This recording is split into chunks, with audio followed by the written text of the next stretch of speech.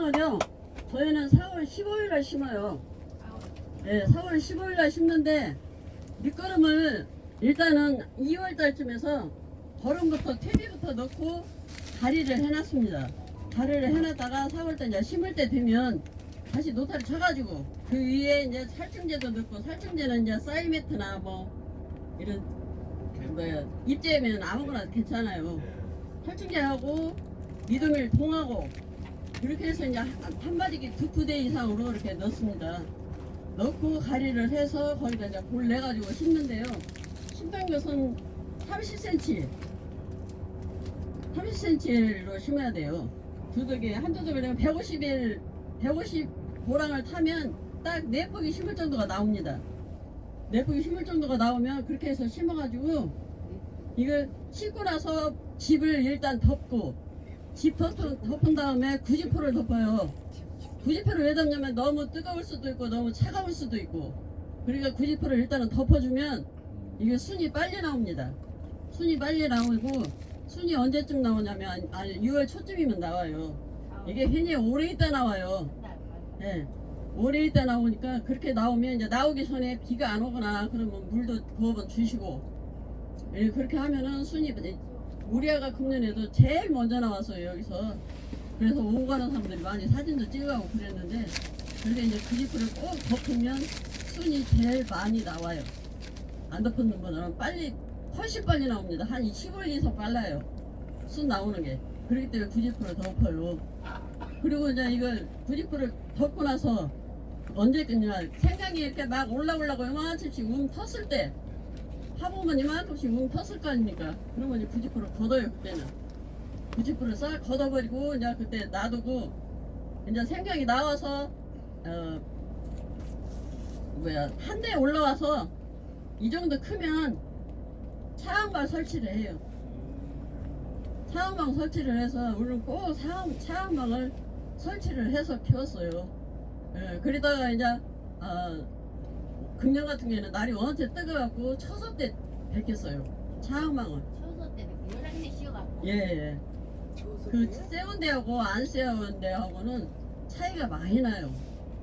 안 세운 데는 키가 적고 세운 데는 키가 좀 크고 그래요.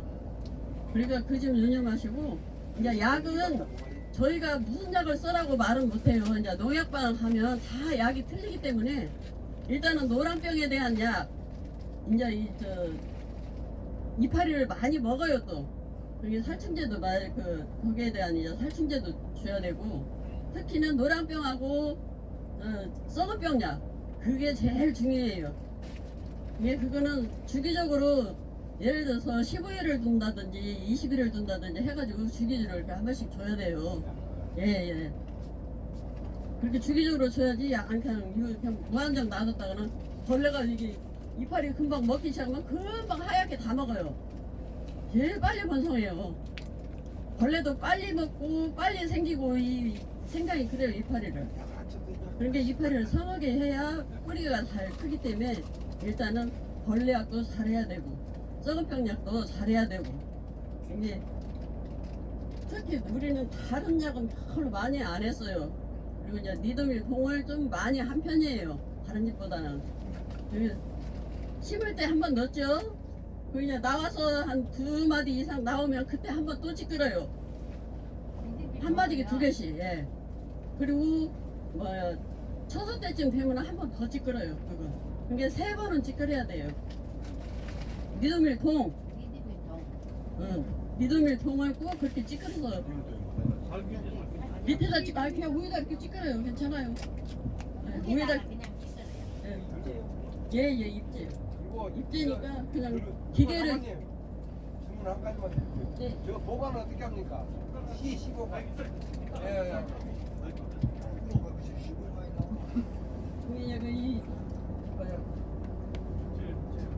입체를 허치고, 이제 입제 허치고 한 3번까지 허치고 나면 그렇게 특별히 줄 약은 없어요.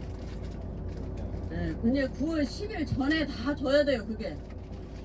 네, 9월 10일 이후에는 우리는 아무것도 안 줘요. 너희 농업하고 이렇게 계약이 있기 때문에 9월 10일 넘으면 안 줍니다, 여기는.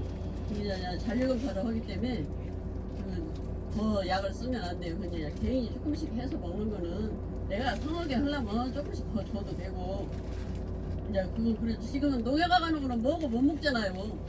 농약 안 하면 뭐 하고 키울 수가 없잖아요 지금. 생강 장목 담당하고 있는 손경민이라고 합니다. 네, 반갑습니다. 네. 저희는 유일하게 국내에서 이제 진흥청에서도 생강을 장목을 담당을 했었는데 이제 저희 기관에서만 생강을 유일하게 그 연구를 하는 기관이고요. 그러다 보니까 저희가 지금은 전라도 쪽에서는 전북 어디였더라? 잠깐만 예천인가? 예천 아니고 안동이었던 것 같아요. 안동에서 거기가 20년도 정도부터 조금 일찍, 그러니까 너무 덥잖아요. 근데 생강이 고온을 좋아하긴 하는데 얘들 너무 더우면 타버려요. 싫어해요. 그러니까 약간 까다롭긴 해요.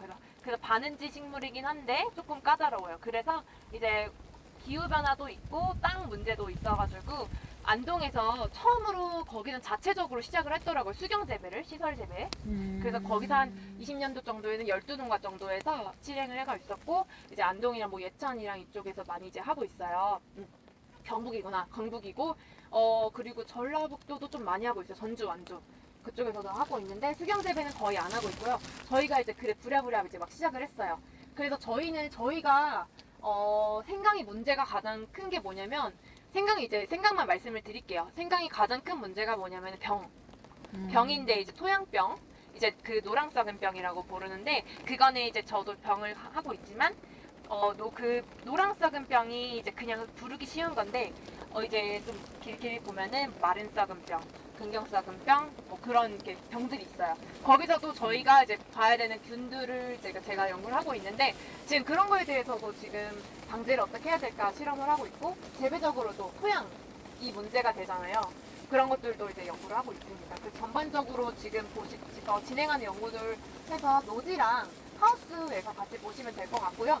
아까 말씀드렸던 그 생강꽃이 피는데 우리나라는 원래 생강이 말레이시아랑 인도 쪽이 원산인데 거기서는 다년생 식물이에요. 그 온도가 이제 거기는 이제 일정하다 보니까 그렇게 되는데 우리나라 같은 경우는 이제 겨울이 있다 보니까 1년생 초본생 식물로서 이제 1년작기로 재배가 되고 있는 상황입니다. 그래서 네덜란드에서 수출하는 이제 인도네시아 그쪽에서 수입을 해가지고 네덜란드 쪽에서 수출하는 관상용 식물 같은 경우는요. 저기 보시는 그 이파리 같이 크다란 것들 있죠.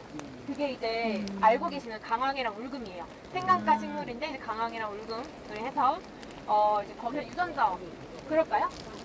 저는 전달해드리고 싶은 말이 너무 많은데 일단은 생강에서 가장 애로사항인 거를 이제 꼽자면은 저희 그 충남 지역에서도 저희가 이제 경북 다음으로 충남이 생강 농사를 가장 많이 짓고 있어요. 그래서 이제 전국 2위로 이제 충남에서 짓고 있는데 서태안, 서산이랑 해안 쪽이 생강 주산지입니다.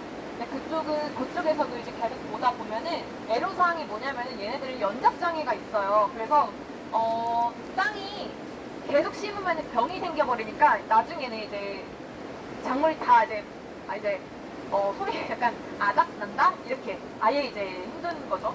근데 이제 왜냐면 생강이 병을 제가 이제 연구를 해봤을 때 실험했을 때 봤는데 이게 토양에서 전염되는 보통 균들이 많아요. 그래서 이제 저희가 이제 일반 상토, 무비상토라든지 그 영양 성분이 없고 이제 병원균이 없는 그런 이제 깨끗한 토양을 상토로 재배를 했을 때는 화분도 깨끗하고 상토도 깨끗하기 때문에 병이 생기지 않습니다. 그래서 이제 좀 이따 보실 수 있어요. 지나가시면. 그래서 거기서는 생강이 굉장히 잘 컸어요. 근데 저희도 연구기관이 땅이 한정이 되다 보니까 농가분들처럼 이렇게 땅을 매번 보러 다닐 수가 없어요. 그래서 지금 저희 서산이랑 세안 생강 연구회 이제 분들께서는 계속 그 1년마다 땅을 계속 보러 다니세요. 바꿔야 되니까. 근데 이제 경험적으로 계속 농사를 지으신 분들은 생강이 인삼을 재배하고 난 토양에서 그 다음 이제 생강을 재배했을 때 이제 풍년이 된다, 농사가 잘 된다 이렇게 하는데요. 보통은 그렇다고 인삼밭을 찾으러 다니는 건 어렵다 보니까 저희 기관에서는 그래서 임대를 하지 않고 본인이 소유한 땅에서 최대한 그런 생산이 잘 될 수 있도록 그런 거를 연구를 하고 있어요. 그래서 제가 이제 맡게 된 거는 병원균이랑 이제 연작장애를 감소하는 재배지 토양 관리에 대해서 지금 연구를 하고 있습니다. 생각을 지금 담당하시는 분이 저희 선임연구원분이 또 계신데요. 그분이 이제 시설 재배 쪽으로 이제 수정 재배 쪽으로 지금 하고 있어요. 그래서 그건 초기 단계라서요. 지금 이제 연구를 이제 진행하고 있고, 저는 또 유전자원을 관리하고 있어서 이거는 저희가 이제는 식량 안보에 대해서 굉장히 힘을 써야 되는 기간이다 보니까 저희가 알고 계실지 모르겠는 생강이 중국산만 있지 우리나라 품종이 없습니다. 그래서 유전자원으로 네, 안 들리죠? 나 이거 왜 쓰고 있었죠? 네, 그래서 이제 유전자원에서 가치가 있는 것들을 유전적으로 분석을 해서 국내 품종을 만들 수 있는 방향으로 한번 생각을 할 예정인데, 이제 인원이 아무리 좀 부족하다 보니까 조금은 이제 연구가 조금 우선적으로 좀 밀릴 수도 있을 것 같긴 해요. 그래서 지금 이제 보시면요,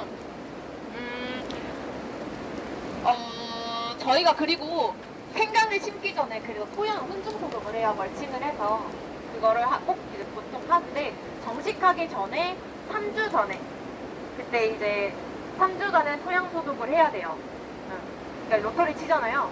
그러니까 두세 번 정도 대토해서 로터리 치고 나서 이제 땅에다가 저기 한 다음에 형성한 다음에 거기다가 이제 훈중 처리해놓고 약재 소독을 하거든요. 그래서 그거를 이제 3주 정도, 그러니까 그걸 잘 생각하셔야 돼요. 내가 심기 전에 3주 전, 그러니까 그거를 멀칭을 하면은 얘네들이 안에서 열이 발생되면서 토양이 소독이 되니까, 특히 연작을 하는 토양에서는 무조건 훈중 소독을 하셔야 되거든요. 그래서 저희 농가에서도 다 이제 거의 다 하고 계세요. 그래서 이제 멀칭 씌우면 어차피 자랄 때 잡초 발생이라든지 이런 것도 효과가 있기 때문에 지금 그 연구도 거의 결과가 나왔어요. 그래서 약재를 2가지를 테스트를 했고요. 그리고 약재 2가지 테스트하고 언제 소독을 하는지 좋을지 시점을 지금 파악을 해서 지금 그거에 대해서 지금 오전에도 계속 조사를 하다 왔거든요. 그래서 그거를 수확을 했더니 지금 대충 결과는 나와서 아마 이번 연도 말에 이제 발표가 될 것 같습니다. 그건 이제 찾아봐 주시면 될 것 같고요. 생강에 대해서 기간은 저희 기간만 이렇게 하다 보니까 저희 쪽으로 문의 주시면은 언제든지 답변을 드리도록 하겠습니다. 저희가 되게 중요한 게 있는데요. 토양 문제도 있고, 저희가 유전자원 품종을 새로 생강을 개발하기 위해서 조직배양들이 있어요. 그래서 거기서 조직배양을 생강을 해가지고 그걸 농가에 증식 보급을 하고 있는 사업도 같이 하고 있거든요. 그래서 1년에 한 3만 구 정도씩 하고 있는데, 그것도 큰 것도 잘 보실 수 있을 것 같습니다. 오늘은 다 보실 수 있을 것 같아요. 네, 끝까지 꼭 또 보실 수 있으실 것 같아요. 그러다 보니까 그거 잘 자를 수밖에 없는데, 이거는 왜 죽었냐면요. 이것도 이제 여기도 다 제가 하고 있는 어쩌다 보니 그런 연구인데, 여기 같은 경우는 차량 시험입니다. 그래서 센서들이 이제 꽂혀 있는데요. 이제 모든 웬만한 작목들이 이제 빅데이터라든지 IoT 그런 이제 산업 일정계 30도 정도까지는 괜찮지만 그 이상의 고온에 대해서는 가장 큰 피해를 입고 장마철이 가장 중요하게 생각을 하고 있어요. 그땐 저희도 항상 긴장을 하는데, 장마가 지나면 그때 애들이 병이 확 생겨버려요. 그때 생겨버리면 토양으로 전염하는 애들이기 때문에 그때 나 이제 벼농사 빨리 해야 돼, 할 게 많아 이렇게 겸업하시는 분들은 그때 놓치시면은 토양이 딱 이쪽이 다 이게 병이 들어요. 토양 전염이 많다 보니까. 예를 들면 피시움이라든지 푸사리움 이런 병들이 다 곰팡이 같은 세균병이 있어요. 걔네들은 고약한 냄새가 납니다. 고약한 냄새가 나고 이미 썩어 있고요. 곰팡이 같은 경우는 하얀색 포자 같은 거를 형성하고 있어요. 푸사리움 계열인데, 그런 거 같은 경우는 약지보다는 이제 육안으로 오히려 잘 볼 수 있기 때문에 어쨌든 같은 우리가 소위 말하는 노랑썩은 병입니다. 그래서 그런 거 보시면 어쨌든 얘네들은 토양 전염이기 때문에 바로 이제 그 개체에 대해서 흙까지 퍼내셔야 돼요. 그러니까 저희 농가에서는 그거에 대해서 그 자리에 만약에 좀 여유가 되신다, 좀 열심히 하신다 하면은 석회가루를 뿌리고 있는데, 그게 정확히 효과가 있다라는 건 입증은 되진 않았어요. 그래서 그거는 연구가 별도로 필요한 거긴 한데, 이제 석회가루를 이제 입재로 그 안에다 구덩이에다가 이제 뿌리고 있습니다. 그러니까 방지 목적으로 하긴 하는데요. 어쨌든 전염되는 거는 계속 그 장마철 이후에는 꼭 그때는 계속 주지를 해주셔야 돼요. 그래서 애초에 토양을 선택을 하실 때 그 경사가 진 곳을 꼭 하셔야 됩니다. 그래서 배수가 잘 되는 게 토양에선 가장 중요하고요. 왜냐면 토양에 이제 과습이 하다 보면 얘네들이 과습한 상태로 장마 때는 저희가 그 과습을 어떻게 제어를 못 하잖아요. 그 물에 있는 거를 배수화가 팔 수도 없고, 그래서 배수로를 장마 전에 정비를 해놓고, 그 다음에 네, 이제 태풍이나 바람 같은 거 피해가 저기 되도록 잘 방지를 하고, 그 장마가 오기 전에 이미 덥기 때문에 6월 말부터, 저희 지역 같은 경우는 6월 말부터 차강 시설을 해요. 그렇게 해놓고 장마가 끝남과 동시에 이제 바로 이제 병원균에 대해서 방제를 계속 하고 있습니다. 그래서 그때는 이제 약제를 계속 뿌리고요. 그래서 그때 사실 넘어가고 찬바람 불기 시작하면은 그때부터 병이 안 와요. 그래서 그때가 가장 중요해서요. 그때가 정말 중요합니다. 네네. 그렇게 보시면 될 것 같고요.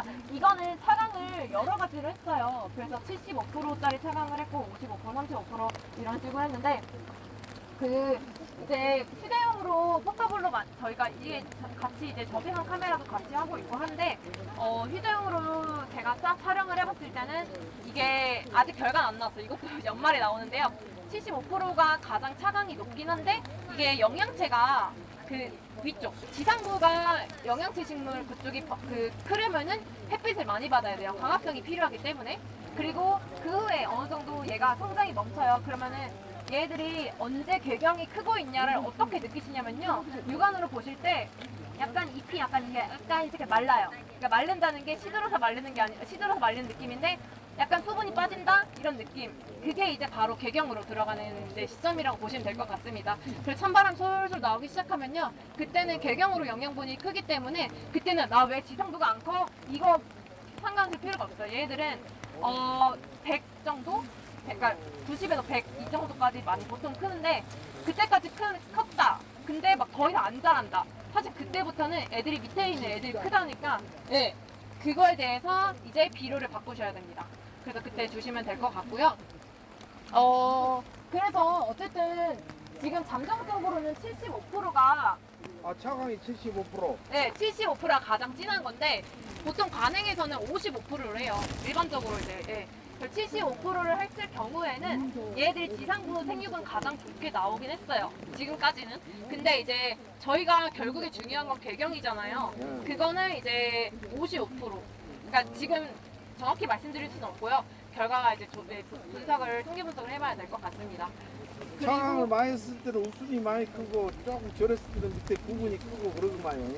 근데 그게 시점이 중요해요. 그래서 이게 지역마다 다르잖아요. 그래서 저희 같은 경우는 6월 말 좀 넘어도 괜찮아요. 근데 조금 이제 내륙 같은 경우는 좀 일찍 시작하세요. 6월 말부터 차강을 시작을 하고 이제 그 장마 끝나고 이제 그때는 이제 광도도 낮아지잖아요. 이제 쭉 가을 되면은. 그래서 9월달 초까지는 차강을 하는 시점입니다. 그래서 보시면은 보통 평균적으로는 6월 말부터 9월 초까지 하시면 될 것 같고요. 실제로 얘네들은 이번에 조사를 해봤을 때 대기 온도가 30도 이상이었을 때 33도라고 치면 얘네들이 5도 정도 차이가 나더라고요. 식물은 5도 이상 더 열을 받아요. 그래서 얘네들이 실제로 촬영을 해봤을 때 38도, 7도 정도로 이제 잎에 대해서 고온 스트레스를 이미 받고 있기 때문에 차강이 이 정도 온도가 좀 시원해지지 않았나 해도 그거를 사실 만약에 이미 더 온도를 받고 있다 그 말이죠. 네, 여유가 된다면 사실은 대기 온도랑 이런 거를 측정을 해볼 필요도 있습니다. 네. 저희가 토양이 이제 이게 1년 작물이잖아요. 근데 그래서 얘들은 간작이라든지 중간에 닭기를 좀 돌려주기가 조금 어려운데 연작을 만약에 하겠다 싶으면은 이제 다른 작물을 한번 심어보는 거죠. 그걸로 했을 때 지력이 좀 괜찮다 싶은 거는 그 다음 생강을 심어보자 라고 했을 때 지금은 아직 이것도 연말에 결과가 나오는데요. 가지가 식물보다는 두류 이제 콩값 식물이 지금은 조금 좋게 나타났습니다. 지금 저기 보시면은 저희가 윤작작물로 어떤 거를 선발할까 했을 때 고추랑 지금 땅콩이랑 참깨랑 한 개 더 뭐 있지? 고추, 참깨, 땅콩, 메주콩 이렇게 심었었어요. 근데 지금 아무래도 두류콩이 윤작작물로는 조금 생육이 훨씬 좋게 나타났습니다. 그래서 이것도 결과가 나올 것 같고요. 이게 이제 처음 보셨을 거예요. 이거는 땅콩을 뭐 심는 거예요? 네, 이거는 상토로만 심었어요. 이거는 얘네들은 지금 소생강이에요. 소생강이 이제 보통 우리가 좀 보기 어려운 그 토종생강이라고 하는데 4월 초에서 커 보이고 좋잖아요. 그러니까 중국 대생강을 많이 심거든요. 근데 이제 저희도 소생강을 심었는데 같은 거로 심었지만 토양이 깨끗하고 화분이 깨끗하기 때문에 잘 자랐습니다. 병이 없다는 게 그쵸? 아니 내가 소생을 입었는데 네. 이렇게 먹는 이파리가 되어버렸더라고. 네? 벌써 네. 잎이 이렇게 노랗게 돼. 얘네가 조생종이라 그래요. 그 빨리 심으셔야 돼요. 그 작기를 만약에 내가 조생종이랑 중생종 다, 그러니까 대생강 이런 거 다 할 수 있다 하면은 조생종 이제 빨리빨리 하시거든요. 그러니까 어떻게 보냐면 저희가 관행적으로 이렇게 간단하게 빨리 말씀을 드리면은 이게 얘 로타리 치고 나서 토양을 소독을 하잖아요. 토양을 소독하면은 소독한 상태에서 멀칭 씌우고 얘들 혼종해서 안에서 그 병원균을 죽이고 미생물을 죽이기 때문에 3주의 시간이 필요합니다. 그래서 만약에 5월 1일날 심었다고 치면은 그 전 3주 전에 토양 소독을 시작해서 3주가 지난 다음에 비닐을 걷으셔야 돼요. 그 다음에 이제 그때부터 이제 정식이 들어가고요. 네. 그렇게 들어가면은 왜냐면 그 다음에 바로 정식을 하시면 되고요. 그때는 이제 그 경농이라고 이제 아실 거예요. 농약회사. 그쪽에서도 이제 연구원 쪽에서 같이 이제 그거를 이제 봤었는데 미생물이 이제 거의 제로 상태긴 했어요. 그래서 그때는 이제 훈증을 처리하고 나서 하고 났는데 그래서 그 중 약재가 어떤 게 좋을까를 지금 선발을 했고요. 그리고 나서 토양을 심고 또 문제가 있어요. 나방이 엄청 문제예요.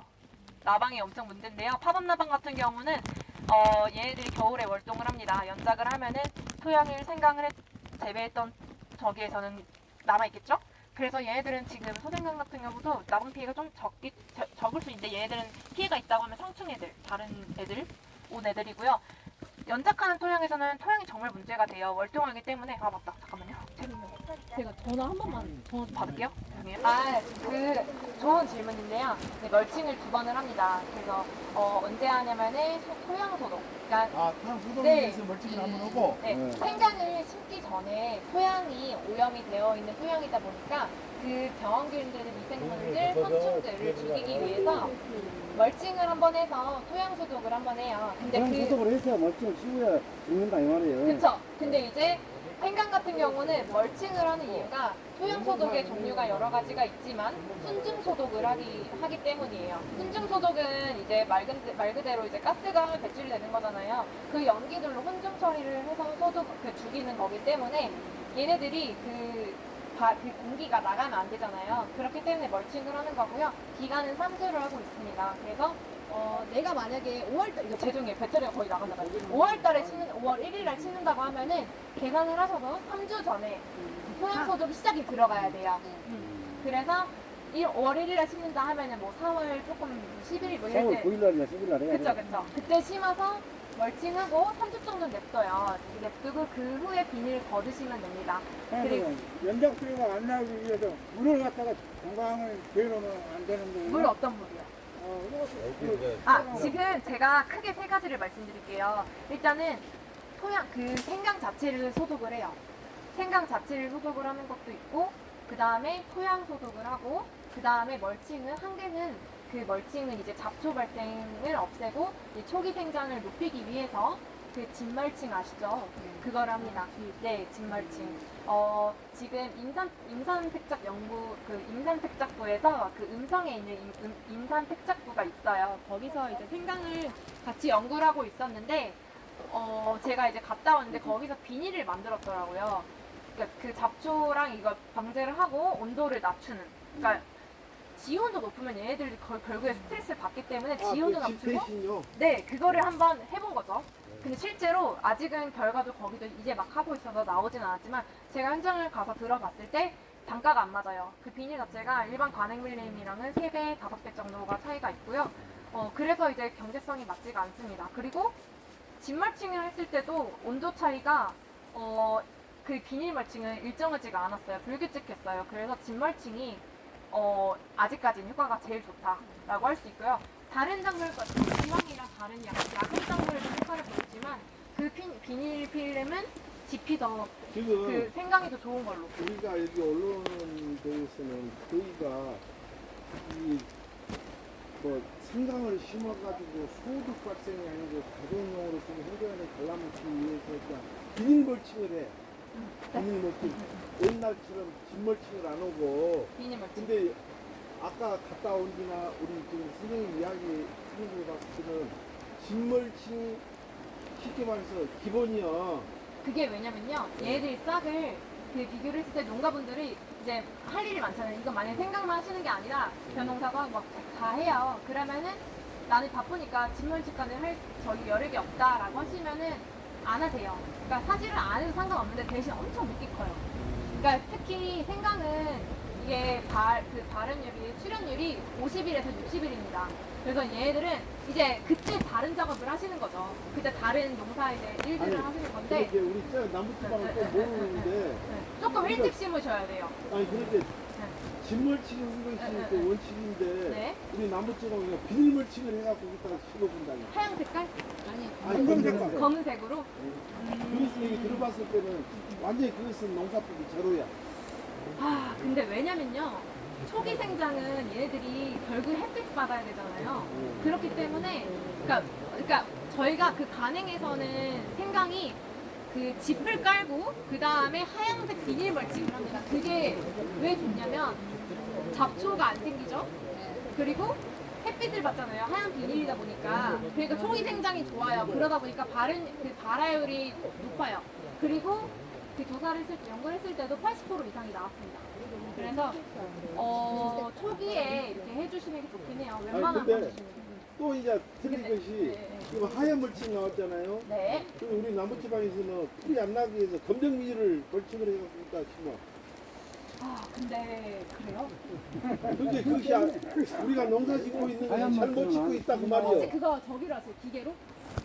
기계는 안 해도 기계는 안 하시고? 아 손으로 이렇게 하게. 야 그래. 네. 아, 그걸로? 아니 저기는 하얀 거요. 저기는 그 마늘 저긴가 봐. 아, 그게 하얀 건데 그래가지고 우리가 조금 더 뼈에 있는 사람은 검정 비닐을 멀칭해가지고 종자가 올라가서 크면은 멀칭을 벗겨버려. 그럼 차라리 이렇게 하세요. 만약에 그래도 난 거물비는 해야 한다라고 하시면 얘네들이 싹을 틔우세요. 미리 싹을 틔우고 심으셔야 돼요. 아니면 너무 늦어요. 네. 왜냐면은 그렇게 집도하고 햇빛 멀칭 비닐 멀칭 하얀색도 하는데 지금 50에서 한 달 반이 걸려요. 생강이 나오는데 애들이 이제 그 비닐을 이제 이게 어떻게 끼고 나오고 죽어가고 파보면은 쌩쌩이 살아서 이제 올라와. 근데 안 보이잖아요. 검은색도. 어쨌든 그래서 그러면은 최하를 하세요. 최하를 어떻게 하시냐면요. 25도에다가 그냥 실온에, 그러니까 막 내가 막 굳이 막 시설에다가 할 필요는 없고요. 네, 그러니까 막 그렇게 안 하고, 그렇죠. 그러니까 막 내가 싹을 틔우는 공간을 따로 마련하실 것까지는 필요는 없고요. 25도에서 1, 2주 정도면 얘네들이 싹이 터요. 그러면 그때 이제 넣으시면 돼요. 차정하시면 돼요. 만약에 흑색을 하셔야 된다 하면. 근데 이제 사실은 진멀칭하고 만약에 흰색 멀칭까지는 못했어요. 그럼 진멀칭만 해도 말이 진짜 편하실 거예요. 왜냐면 손이 정말 덜 가요. 네. 그게 처음에 좀 힘들어도 정말 근데 저 땅을 다 썰어 뜯는데 훈제를 해가지고 소독을 하겠잖아요. 네네. 일반 농가에서 그 훈제를 어떻게 해요? 아 이거요? 약품으로. 나는 훈제라고 하니까. 그게 약을 해가지고 농가에서 그렇게 안 하셔도 되고 소독이 됐네. 이게 그 액체 넣잖아요. 그러면 얘네들이 알아서 거기서 이제 되는 거예요. 그래서 그냥 어떻게 하시냐면은 그 밥 만들잖아요. 그러면은 거기다가 이제 단순으로 하듯이 거기다가 이제 약재 넣으신다고. 이면 농사지고 토양을 딴 데로 자리를 바꿔야 되겠네. 웬만하면은 좀 오염이 많이 되어 있기 때문에 그 중간에 뭘 이제 키우시면 좋죠. 뭐 두류라든지. 근데 그게 좀 어렵잖아요. 찾기가 좀 애매할 수 있잖아요. 진물증을 하고 일이 안 쓰면 되겠네. 어떤 거요? 하는 제가 아까 말씀드렸던 25도 정도의 시간에 그냥 여기 이렇게 두셔도 돼요. 여기가 25도다 하면 여기 두셔도 돼요.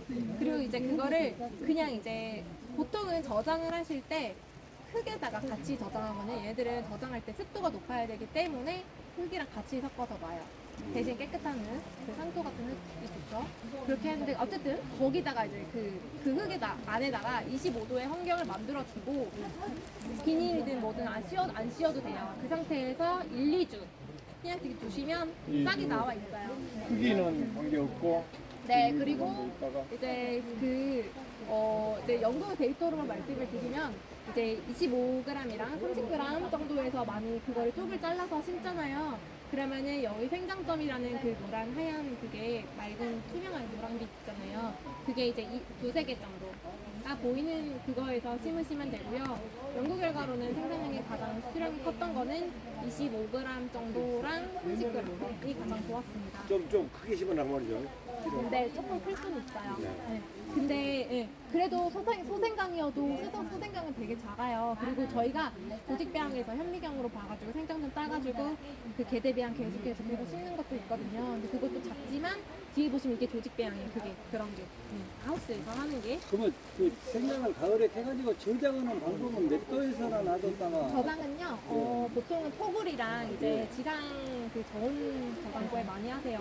근데 토굴은 요즘은 많이 이제 하기가 어렵잖아요. 토굴 저장보다는 그 지상에 있는 저온 저장고에서 많은 그 같이 하시더라고요. 그러니까 이 집 저 집 뭐 이렇게 써놔가지고 하시는데 100% 습도는 100% 해서 그 포그라고 하는 그 수증기가 계속 나오고 있습니다.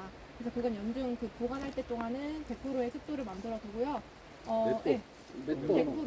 14도, 근데 습도가 가장 중요한 것 같아요. 저장 온도. 14도에서 18도 사이여야 되고요. 18도 이상이면은 싹이 틀 수 있기 때문에 14도, 15도 정도가 가장 이제 좀 안정적이실 거예요.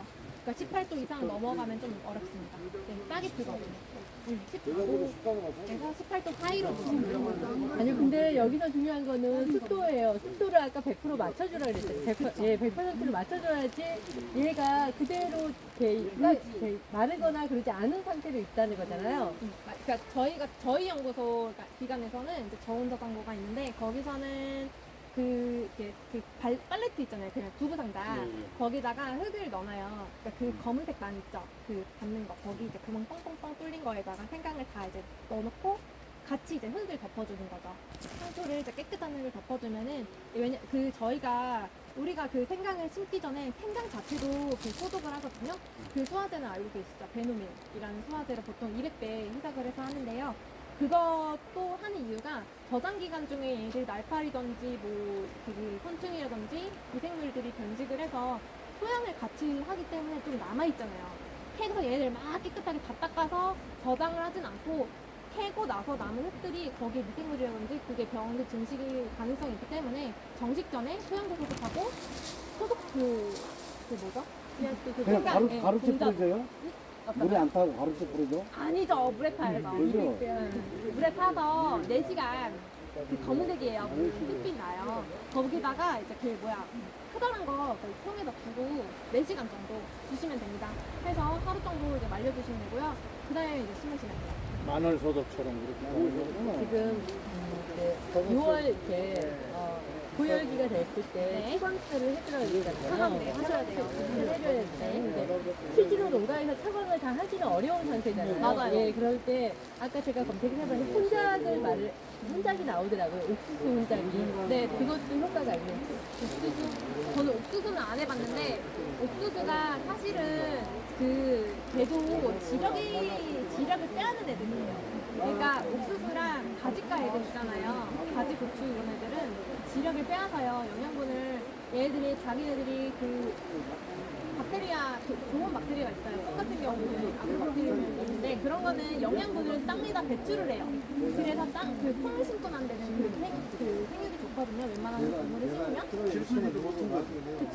그게 그 좋은 질소를 풀어줘야 되는데, 네, 그러다 보니까 가지가랑 옥수수도 연작이 많고 좀 염분 옥수수도 처리를 하려면 지력을 빼앗는 애들이라 잘 모르겠네요. 저는 아까 옥수수를 검색했을 때 네. 옥수수를 치는 이유는 네. 나방하고 그늘이 만들어주는 그 효과를 말하더라고요. 같이 심는다고요? 네, 혼작을 했을 때. 혼작이요. 말하자면 생강을 네. 그 구석에 심을 거 아니에요. 그럼 골에다가는 옥수수를 심어서 그 그늘을 만들어주고 또 옥수수가 또 한 가지 좋은 게 그것은 우리 선생님이 배워야 돼. 배워야 돼요, 제가.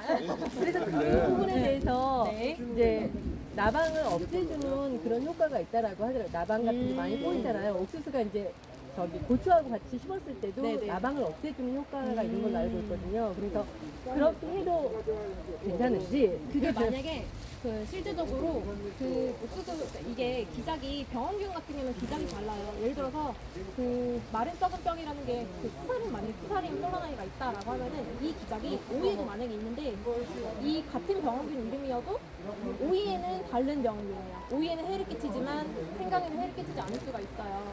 그 기작은 다른데 그 천적 그 아마 해충 같은 경우는 나방이 그 옥수수가 조금 더 선호가 되는 거라든지 하면은 그쪽으로 유인이 될 수도 있기 때문에 아마 그런 것 같은데 해충은 제가 그쪽은 아니어가지고 한번 그건 알아봐야 될 것 같아요. 네. 그래서 만약에 아까 겹친다고 하면은 그럴 수도 있을 것 같아요. 아까 생강을 소독해가지고 네. 그 하루 정도 소독해가지고 하루 4시간. 4시간 네. 4시간 소독해가지고 하루 정도 말렸다가 심으라고 그랬잖아요. 그쵸, 그쵸. 안 말리고 바로 심으면 안 되는 거예요? 말리하는 거예요? 웬만하면 말리는 게 좋죠. 왜냐면 이게 아무리 우리가 해석을 해도 사실 농가에서는 좀 더 세게 하면 좋겠지라고 생각하세요.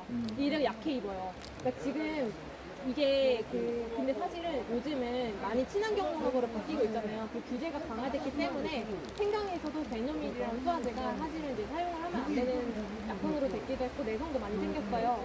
그래서 지금 또 제가 연구하고 있는 거는 친환경 약제 개발 그쪽 선발을 하는 거거든요. 그래서 그 약제 피해가 없는 농약 성분이 전해가 되지 않도록 친환경적으로 방지할 수 있는 방법을 찾고 있고요. 그런 걸로 지금 미생물 제대 정도가 좀 효과를 보이고 있는 것 같아서 그런 쪽으로 좀 많이 보셔야 될 것 같아요. 그럼 약해를 입을까 싶어가지고 하루 말리라 이 말씀이에요? 그쵸.